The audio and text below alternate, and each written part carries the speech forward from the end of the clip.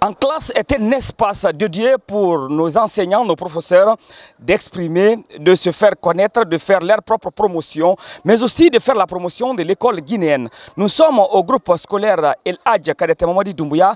Dans cette enceinte scolaire, nous allons partir à la rencontre de M. Laïba Traoré. Il est professeur de chimie dans les classes de terminale sciences mathématiques et expérimentales. En classe est un espace dédié pour la promotion de l'école guinéenne et valoriser nos braves enseignants, nos professeurs qui se battent nuit et jour pour l'éducation, la formation de nos élèves dans les enseignements publics et privés. Nous sommes de cœur avec vous. Nous Mousso Condé assure côté caméra. C'est parti à la rencontre de M. Laïba Traoré, professeur de chimie dans les classes de terminale, sciences mathématiques expérimentales. Bonjour monsieur. Bonjour. Acceptez de vous présenter à nos millions de téléspectateurs qui nous suivent à travers le monde sur Aya TV Guinée, la télé de Nouvelle-Guinée. Moi, c'est M. Laïba Traoré, professeur de chimie, et je suis de la 45e promotion de juriste Nyerere de Cancan. Bienvenue dans l'émission En classe, M. Laïba. Merci beaucoup. Ensemble, nous allons commencer par d'abord la solution. Après la solution, nous avons fait une taxonomie par rapport à cette solution. Nous avons classé ces solutions en 3 catégories. Nous avons vu qu'il y a des solutions acides, solutions basiques et solutions neutres. Et nous avons pris un exemple de cette solution-là qu'on appelle solution acide. Et précisément, nous avons étudié les acides forts ensemble, n'est-ce pas? Nous avons dit que les acides forts étant toute espèce chimique capable dans une solution aqueuse de libérer le proton H+ ou l'ion hydronium par rapport à une réaction totale. Et cette définition nous a permis de donner une équation par rapport à la dissociation de certaines molécules. Nous avons pris l'exemple sur l'acide chlorhydrique. Après, il y a l'acide bromique. Après, il y a l'acide iodique, etc., par rapport à ces acides. Et au-delà des acides, nous avons enseigné également les bases. Nous avons dit que les bases étant des substances, toute espèce chimique, qui dans une solution aqueuse, qui libère l'ion hydroxyde par une réaction totale. Nous avons parlé de ces exemples par rapport à ces bases. Nous avons cité NaOH qu'on appelle la soude caustique. Nous avons parlé également l'hydroxyde de potasse et nous avons parlé également l'hydroxyde de calcium. Donc au-delà de ces deux espèces-là, qu'on appelle acide, qu'on appelle base, notre objectif en terminale, c'est de voir les dangers de ces substances dans la nature. Nous avons commencé alors de rentrer dans un laboratoire pour voir ce qu'on appelle le mélange entre un acide fort par rapport à une base forte. Nous avons mélangé ensemble et nous avons trouvé une solution par rapport à ce problème. Parce qu'il faut identifier la solution obtenue. Comment peut-on identifier la solution obtenue? Il faut passer par son pH. Alors, nous avons trouvé le pH de la solution. Le pH final de la solution est égal à -log si, seulement si, la solution est considérée comme étant un acide. On peut alors supposer que l'expression du pH est égale à -log de la concentration de l'ion oxonium en excès. Et si la solution est considérée comme étant une base, on peut alors dire que c'est le pKe plus log de la concentration de l'ion hydroxyde en excès. Donc après avoir mélangé, nous avons dosé alors ces deux solutions. Nous avons dit par rapport à ce dosage, il faut d'abord mesurer la concentration. Donc de façon modérée, nous avons identifié les deux solutions à obtenir après le dosage.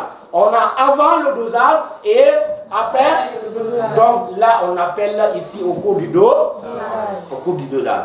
Donc aujourd'hui, nous allons voir alors comment peut-on former un couple entre un acide faible et sa base conjuguée. On est d'accord? C'est pour cela. Aujourd'hui, nous allons commencer le thème du jour, c'est l'acide faible.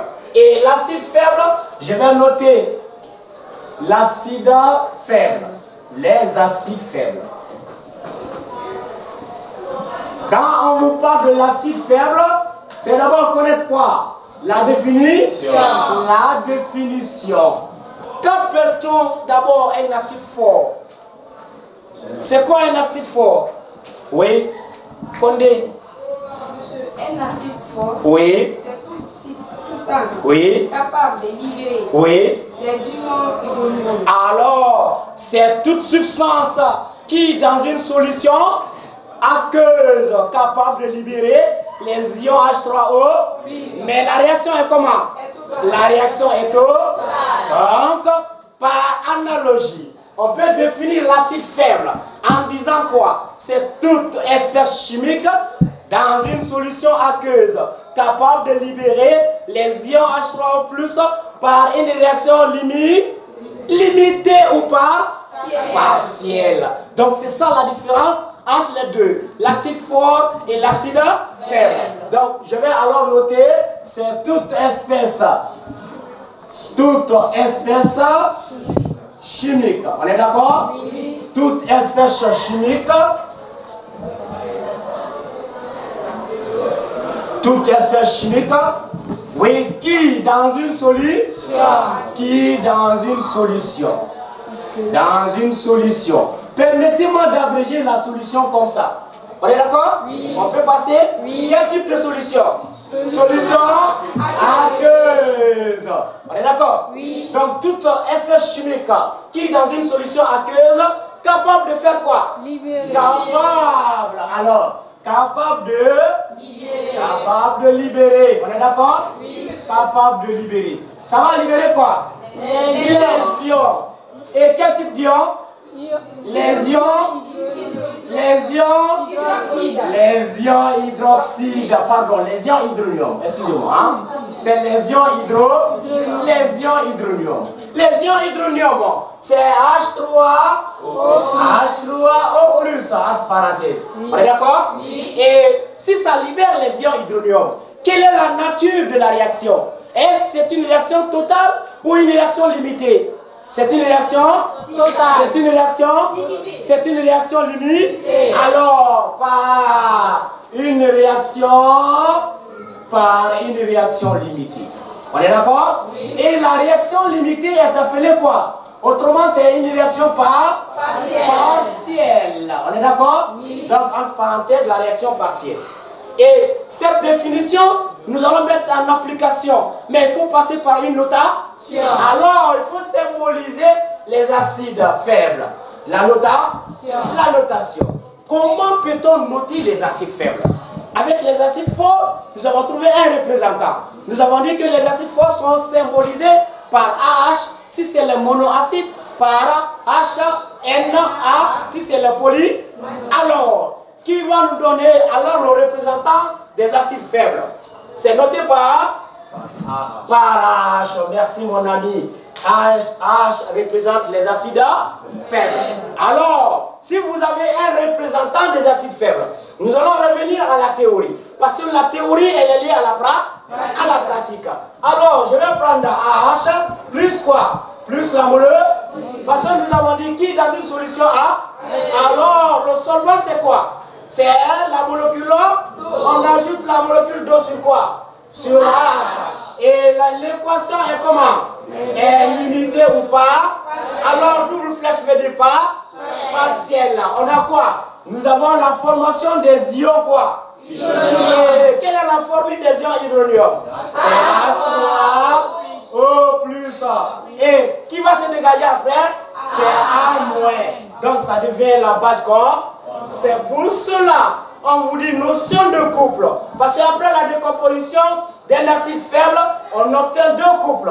Le premier, c'est entre AH et A-.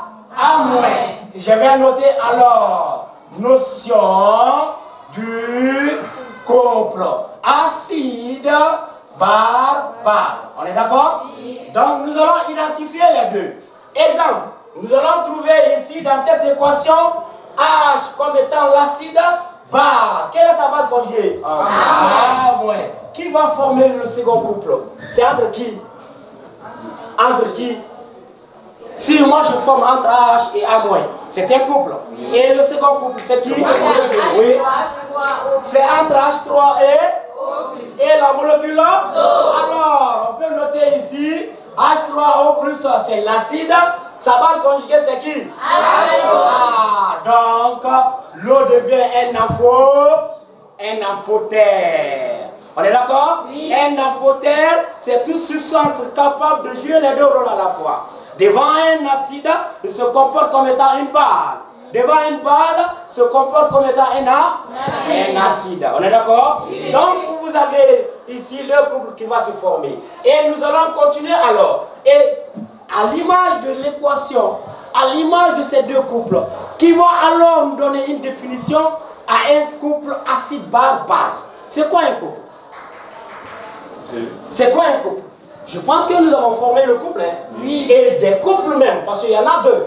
On a un couple ici, entre AH et A-. On est d'accord? Oui. Et entre ici H3, O+, et la molécule d'eau. Qu'appelle-t-on un couple? C'est quoi un couple? On va laisser la chimie, on revient dans la vie courante. Oui. Ok? Oui. Et Samake, par exemple, Samake et Fanta, peut-être, on peut dire comme ça. Oui. Et Fanta, quand les deux se marient, ça devient quoi? C'est quoi alors un couple? C'est quoi un couple? Le français, vous aussi, hein? C'est quoi un couple? C'est l'union entre deux personnes. Oui. On peut dire alors c'est l'ensemble. Alors, moi je reviens sur ça. Définition d'un couple. Définition. D'affaire, tu vas continuer avec cette définition. Hein? On y va. Définition d'un couple. Et quel type de couple? Couple acide, base. On est d'accord? Oui. Oui, d'affaire. Tu dis c'est l'ensemble. C'est l'ensemble des unions. L'ensemble. Quand tu dis ensemble, il n'y a plus d'union là-bas. C'est déjà, ils sont ensemble.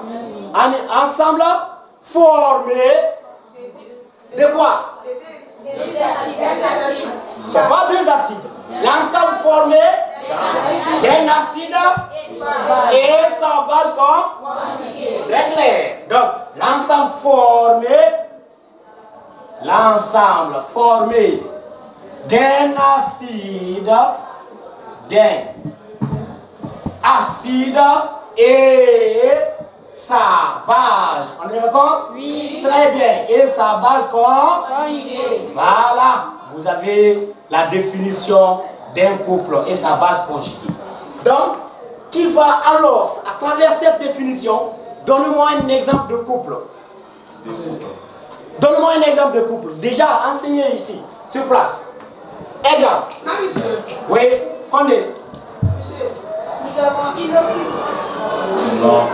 Déjà enseigné ici, devant vous. Oui. On a formé deux couples, non? Oui. Donnez-moi un exemple de couple. OH. AH moyen. AH d'abord. Ça, c'est un exemple de couple. On est d'accord? Oui. Donc, c'est AH bar A moins. Donc, c'est un couple. On est d'accord? Oui. Et également, on peut citer quoi encore? On peut citer H3O+, et la molécule d'eau. Et la molécule d'eau. On est d'accord? Oui. Donc, ça, c'était une notion de couple. Maintenant, nous allons revenir sur une définition qui est beaucoup utilisée en terminale. Et surtout en question théorique. C'est la définition de Bronsted. La définition de Bronsted. On peut vous demander un jour, définir un acide en fonction de Bronsted. Bronsted, c'est un nom. C'est un Danois. Donc un chimiste, il a donné une définition par rapport à les acides. Et cette définition est en relation étroite avec un verbe du premier groupe, qui va alors nous donner cette définition. Quelle est la définition de Bronsted sur les acides? Et si la définition mère, on dit c'est toute espèce chimique qui, dans une solution aqueuse, capable de libérer les ions hydronium, H3O+ par une réaction totale. Alors, selon Bronsted, quelle est la définition de l'acide? Un acide, selon Bronsted, c'est toute espèce chimique, il n'a pas changé la nature. Il a dit c'est toute espèce chimique. Lui, il a utilisé un verbe du premier groupe, capable de céder. Moi, je suis pauvre en verbe.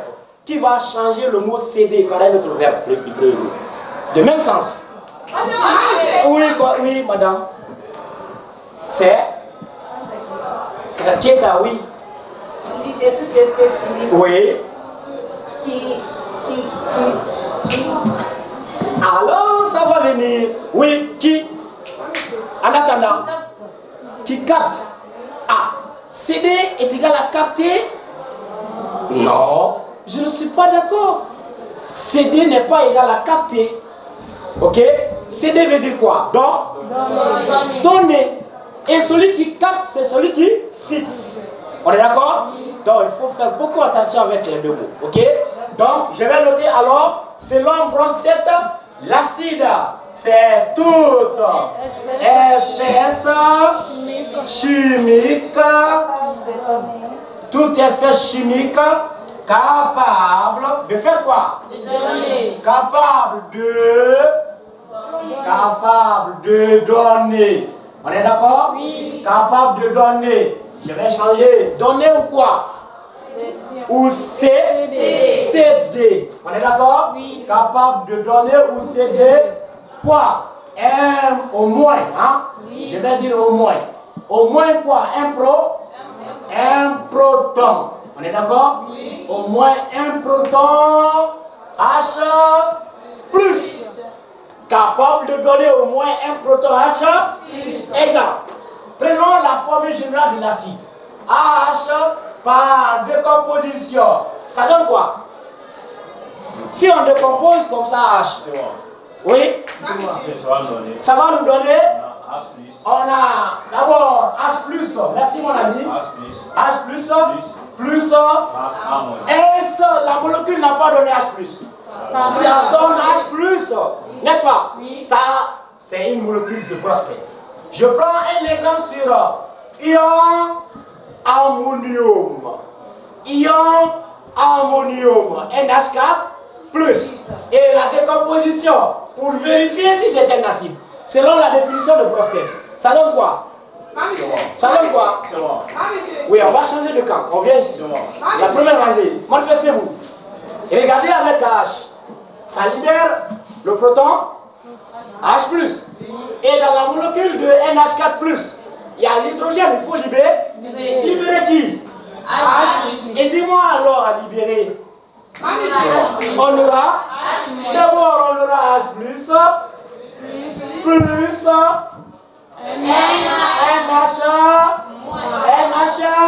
Si on enlève 4 dans 3, ça va rester combien? Ça va rester. On est d'accord? Donc NH3.